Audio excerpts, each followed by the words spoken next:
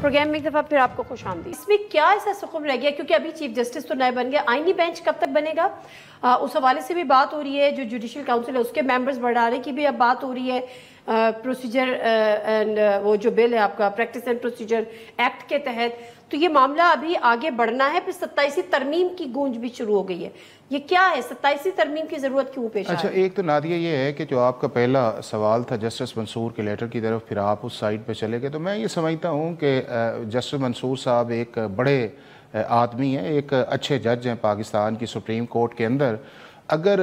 اس طرح کا لیٹر نہ لکھتے تو میرا خیال ہے کہ زیادہ وہ مناسب بات ہے، اور پھر اس کانٹیکسٹ کے اندر یہ ہے کہ آپ اس سے کیا ریفلیکٹ کیا کرنا چاہ رہے ہیں، کیا آپ اس سے یہ ریفلیکٹ کرنا چاہ رہے ہیں کہ اگر پاکستان کی پارلیمنٹ ایک امینڈمنٹ کرنے جا رہی ہے تو کیا پاکستان کا جو آؤٹ گوئنگ چیف جسٹس تھا اس امینڈمنٹ کے اگینسٹ کھڑا ہوتا یا اس کے اگینسٹ کوئی اسٹے آرڈر دیتا، تو تبھی انڈیپینڈنس آف جوڈیشری ہے۔ تو میرا یہ خیال یہ ہے کہ اگر یہ نہ لکھا جاتا تو شاید یہ بات مناسب تھی، اور اس کانٹیکسٹ کے اندر کہ جب آپ آنے والے چیف جسٹس جو ہے اس کو آپ نے ایکسیپٹ بھی کر لیا ہے، اس کے نیچے جو ہے جس طرح ایک ڈیفینیٹلی ایک اچھی ورکنگ ریلیشن شپ بھی آئے گی، ان کے دوست بھی ہیں، کام بھی اکٹھا کیا ہوا ہے، اور یہ ساری چیزیں اپنی بجائے اس چیز کے اندر کہ ان چیزوں پہ جایا جائے، ایک نئی طرف جایا جائے کہ جس سے پاکستان کے عام آدمی کو یا پاکستان کی سپریم کورٹ کا جو ٹرسٹ ہے جو عوام کی نظر کے اندر شیٹر ہوا ہے اس کو ریسٹور کیا جائے، یہ بنیادی آبجیکٹیو آنا چاہیے۔ اب دوسری جس طرف آپ نے اشارہ کیا وہی آئینی بینچ کی طرف جو ہے، وہ بات یہ ہے کہ آپ کی یہ ساری جو کانسٹیٹیوشنل امینڈمنٹ تھی اس کے دو حصے تھے۔ ایک حصہ وہ تھا کہ جس کے اندر آپ نے پاکستان کی پارلیمنٹ اور سپریم کورٹ کے درمیان جو ایک امبیلنس ہوا تھا، جو مختلف ججمنٹس کی وجہ سے ساتھ جہاں پہ سپریم کورٹ نے ایکسیڈ آف جورسڈکشن کیا ہوا تھا یا کانسٹیٹیوشن کی اسکیم سے باہر نکلے تھے جو آرٹیکل 175(2) تھا، اس کو آپ نے ایڈریس کرنے کی کوشش کی۔ اور سائملٹینیسلی جو ججز اپوائنٹمنٹ والا ایک معاملہ تھا کہ جس کے اندر سپریم کورٹ کا بالکل ایک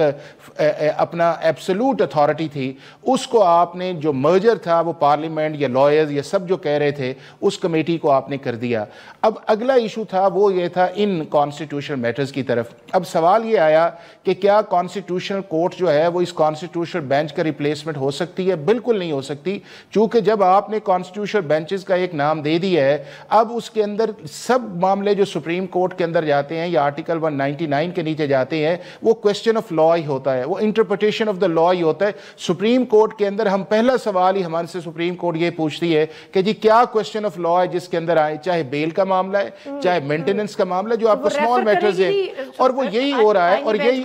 نہیں، اب وہ یہی ہوگا کہ جب وہ ریگولر مثلا فرض کیا آج ایک کاز لسٹ نکلی ہے، کل اس کاز لسٹ کے اندر میں جا کے کھڑا ہو جاتا ہوں اور میں یہ کہتا ہوں کہ سر اس کے اندر کوسچن آف لا ہے، یا ججز صاحب یہ کہتے ہیں کہ کوسچن آف لا ہے، اس کو ہمیں کانسٹیٹیوشنل بینچ کی طرف دینا چاہیے، تو میں یہ سمجھتا ہوں کہ اس سے ایک سٹیل میٹ کی سچویشن جو ہے وہ کریٹ ہوگی، چونکہ وکیل کو اعتراض کرنے سے آپ نہیں روک سکتے اور جج کو کیس ریفر کرنے سے آپ نہیں روک سکتے، اس سے ایک آئے گی بہت بڑی کانسٹیٹیوشنل کنفیوژن، آپ کے ہائی کورٹس میں بھی آئے گی، سپریم کورٹ کے اندر بھی آئے گی، چونکہ جس میکانزم کی طرف آپ جانا چاہ رہے تھے وہ آپ نے پی ٹی آئی یا مولانا صاحب کے کہنے کے اوپر جو تھا آپ بینچ کی طرف چلے گئے۔ اور الٹیمیٹلی یہ ہے کہ آپ نے اگر ان کانسٹیٹیوشنل ایشوز کو علیحدہ کرنا ہے اور ان کو ریزالو کرنا ہے اور لوگوں کو انسٹنٹ جسٹس دینا ہے تو پھر آپ کو کانسٹیٹیوشنل کوڈ بنانی پڑے گی، چونکہ اس لیے ہم بنا نہیں رہے تھے کہ شاید فائز عیسیٰ صاحب کو ایڈجسٹ کیا جائے۔ نہیں دیکھیں، میں آپ کو بتاؤں کہ آپ پی ٹی آئی سے پوچھ لیں یا آپ کو ابھی فیصل نے بھی کہا ہے، میں فیصل کی طرف جاتی ہوں، مجھے صرف یہ بتائیں کہ ابھی بھی آن کارڈز ہے،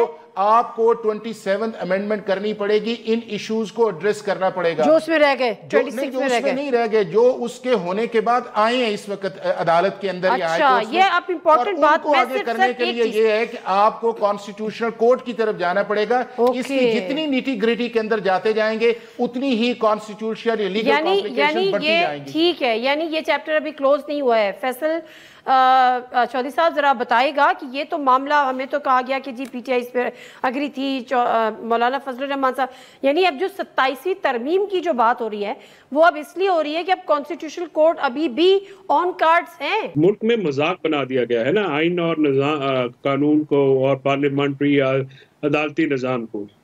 جو 26ویں آئینی ترمیم آ رہی تھی تو کیا اتنی جلدی تھی کہ رات بھر آپ نے جگایا لوگوں کو، وہ بزرگ لوگ تھے، کسی کو دوائی دی، کسی کو ٹیکہ دیا، صبح تک سونے نہیں دیا، تو کیا بہتر نہ ہوتا کہ اس کے اوپر سیر حاصل گفتگو کی جاتی، بحث کی جاتی، لیگل فرٹرنیٹی کی رائے لی جاتی،